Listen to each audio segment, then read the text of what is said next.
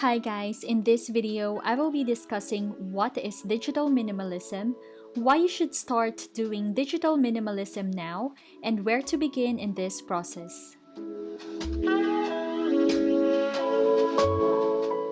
Hi lovelies, welcome back to my channel. My name is Trisha. I make cleaning, organizing, and just recently I started making videos about minimalism because as I'm changing my lifestyle to minimalism, I'm starting to discover a lot more about this lifestyle. Like I've said earlier in the video, today we are talking about digital minimalism, why it is important for us to start doing digital minimalism, and where to begin in this process, especially for minimalism beginners like us. Hopefully by the end of this video, I have fully convinced you in joining me in embarking this journey because there are a lot of compelling reasons on why we should start digital minimalism. If I haven't convinced you at all by the end of the video, at least I have already given you a lot of information about this. By the way, I will be also mentioning in this video the documentary The Social Dilemma, since it is one of the main reasons on why people like me are more encouraged to do social media detox and digital minimalism. So last night, Dennis and I watched The Social Dilemma because I intentionally want to know why it is trending and why people are starting to do social media detox and digital minimalism after watching this documentary. My husband immediately said, as we are starting to watch the documentary, first world problems. This made me laugh because I will probably also think the same thing, especially if I'm still living back in the Philippines. I will also probably think and say that there are far more serious problems in my life right now rather than dealing with deleting my social media accounts, because the only way that I can cope up with my problems right now in this poor country is by scrolling on Facebook and watching YouTube videos. So these social media apps are my only escape from real life. And then we finished watching the documentary, and Dennis and I both felt like our eyes were opened wide by the serious problems of these social media sites. After watching the documentary, I immediately searched for digital minimalism on YouTube and I saw a lot of videos about it. But I was not yet fully satisfied with these videos because I feel like these videos only provided a summary on what digital minimalism is. So I wanted to know what really is digital minimalism, and that is what I'm going to share to you right now. In order to fully understand the concept of digital minimalism, I searched online on books about digital minimalism. And the first book that I encountered is a book by Cal Newport, which has the same title, Digital Minimalism. So I immediately downloaded Audible and listened to the book. He thoroughly discussed the foundations and practices of digital minimalism, and at the end of the book, he provided conclusion on this concept. I should say that this book is definitely worth your time, and you'll definitely learn a lot about digital minimalism and its importance in our lives. So you should definitely read it. But if you don't have the time or the money to listen or purchase the book, I will be giving you a glimpse of what the book is about in this video. But I am not going to discuss the whole book. I will only take out the main ideas in this book because the book is around 7 hours if you're going to listen to it, and apparently we don't have 7 hours for this video. So what is digital minimalism? It is not about deleting all your social media apps on your phone or throwing all your gadgets away. As Cal defines it, digital minimalism is a philosophy of technology use in which you focus your online time on a small number of carefully selected and optimized activities that strongly support things you value and then happily miss out on everything else. He also gave 3 principles of digital minimalism, which would make you fully understand the concept of the subject. The first question that was asked to the tech experts in the social dilemma is, what is the problem? What is the problem with all of these social media apps that we use today? Why did these tech experts suddenly turn their backs on these big social media companies, sacrificing hundreds and thousands of their salaries? These tech experts pointed out that big social media companies are manipulating the human behavior by analyzing their whole being, from their likes, dislikes, interests, and obsessions, and predicting their behavior on what they would likely click on and what would keep them engaged in the social media application for a longer time. Because they need us to stay as long as possible in the app, on Facebook for example, in order for them to sell our engagement rate to the advertisers. The first problem is our engagement or time.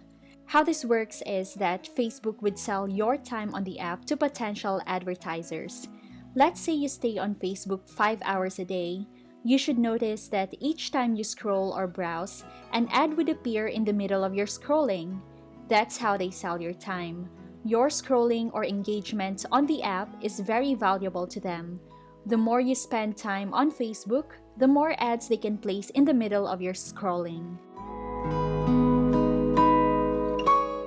It was also mentioned in the movie how the Facebook or Instagram likes affect a person's overall confidence, or how he or she becomes dependent on other people's likes on their posts. Facebook like was invented to create a positive effect on people. Its true intention was to make a person feel that other people like or love their posts, and should make such person who posted the photo feel happy or liked or loved. But over time, this feature suddenly created a negative impact. The problem is, we became too dependent on other people's likes or hearts on our posts. In the film, it stated that suicidal and self-harm rates from teenagers have increased dramatically when these social media started growing. I know that many of us can relate to this too, being too much dependent on how many people would like our photos on Facebook and heart it on Instagram. This is one of the problems that we need to recognize. Personally, I was once very dependent on this too. Way back, I used to delete posts whenever it doesn't have any likes on it, or whenever it has very few likes compared to my previous posts.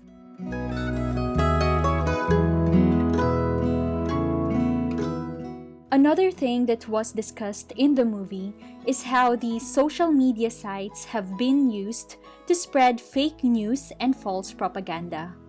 Many riots and uprisings have been caused due to false propaganda and fake news. The problem is, Google and Facebook and these other platforms cannot identify which of this information on their sites are fake and which are true, because millions or billions of information are being transmitted every hour or every day. They don't have the necessary tools yet in order to determine which of these are fake and which of these are true. So, people who are vulnerable on these fake information would be more susceptible to these types of falsity. Although the documentary provided possible solutions to the problem, it also says there that it will take a very long time before these big social media companies will be able to provide a concrete solution or regulation to the problem. This is why I think it is important to take the matter into our own hands as consumers of these technologies. According to Cal Newport in his book, gradually changing your habits one at a time doesn't work well. That's why he suggested the digital declutter process. It is a rapid transformation wherein you take a 30-day break from optional technologies in your life, explore meaningful activities and behavior that you find satisfying during the break, and reintroduce these optional technologies into your life at the end of the break, starting from a blank slate. Cal Newport only provided 3 steps in his book for digital decluttering, but I will be giving you 4 steps instead, since I will be considering this first one as the very first thing to do. And the first step is defining which of these technologies fall in the optional category. This includes apps, websites, related digital tools delivered in the computer screen or mobile phone meant to entertain, inform, or connect. Text messaging, Instagram, and Reddit are examples. Other technologies like using the microwave or the radio does not fall under optional technologies. Cal also discussed that one of his volunteers who performed digital decluttering considered video games an optional technology as it distracts him from performing more important tasks in his life. One of his volunteers also included Netflix in the optional category for the same reason. Therefore, in order to identify which of these technologies fall in the optional category, you should know which of these technologies are distractions from your life. Take note that these optional technologies should not create harm on your professional or personal life. For example, I check my email to track my online orders for my purchases and my online subscriptions. For people who have a job, we all know that most of the company's communication is through email. So, obviously, you should not consider removing email from your life because it would harm your professional career. Now, for personal, I use Viber and text messaging to communicate with my husband, and I use Facebook Messenger to communicate and video chat with my long-distance family. So, if it will affect your most personal relationships, then you should not include them under the optional technologies. I said most important relationships because there are relationships which you can sacrifice during the 30-day break, and I'm sure not speaking for 30 days will not affect your relationship at all.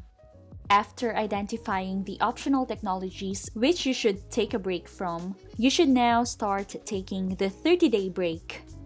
It may not be exactly 30 days because there are months with 31 days. Also, this may give discomfort during the first few days because, like quitting smoking or anything at all, they said it's going to be the most difficult thing during the first few days. You can use operating procedures during your 30-day break. For example, you can use a special notification for important things only. Like, I could silence all other notifications except for my husband's texts. Also, you could try deleting your email app on your phone and check your emails on PC instead in order to lessen your phone use.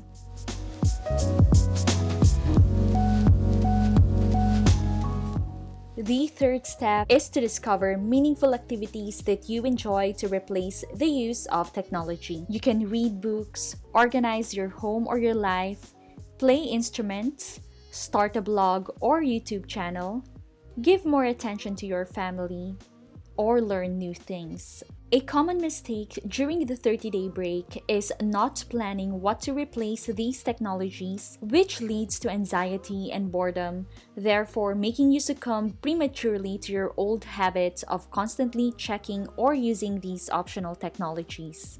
And the last step is to reintroduce these optional technologies into your life. For each optional technology that you will be reintroducing to your life, you should ask these questions. Does this technology directly support something that I deeply value? Is this technology the best way to support this value? And how am I going to use this technology to maximize its value and minimize harm? This means that you will not completely stop from using these optional technologies, but after the 30-day break, you'll feel a big change on how you use them. In conclusion, Cal Newport stated in his book that we have to see these new technologies simply as tools that can be deployed or used selectively. We have to access functions that matter in order to avoid unnecessary distractions. Minimalists don't mind missing out on small things. They know that being selective on what they bring into their lives would bring more satisfaction because they know that only the most important things claim their time. We only have a limited time on Earth. Would you rather waste it scrolling for hours on Facebook or Instagram? Or would you rather live your life learning new things and developing your life to be a better person? Do you like it when you base your self-worth on how many likes or hearts or positive comments you have on your posts? These are the questions that I'm leaving you to answer for yourself. or you can also comment your answers down below. So there you have it, guys. Now, I will be performing this digital declutter process. Therefore, it will take me 30 days from this day to complete it. And after 30 days, I will be providing an update in a new video to give you a more deep idea on how to do it and on how it works and the results of this process in my minimalism journey. If you like this video and would love to see my journey in the process of digital decluttering, be sure to give this a thumbs up. Also, I would love to hear from you guys your thoughts on this video and whether you'd like to join me in this process or not at all. I'll try to post my daily updates in this journey on my Instagram account. Please follow me there. It's at LoveTrisha12, and you can also follow me on my Facebook page. It's TheLoveTrisha12. Don't forget to subscribe to my channel for more videos like this. Thank you so much for watching this, and see you on my next video. Bye!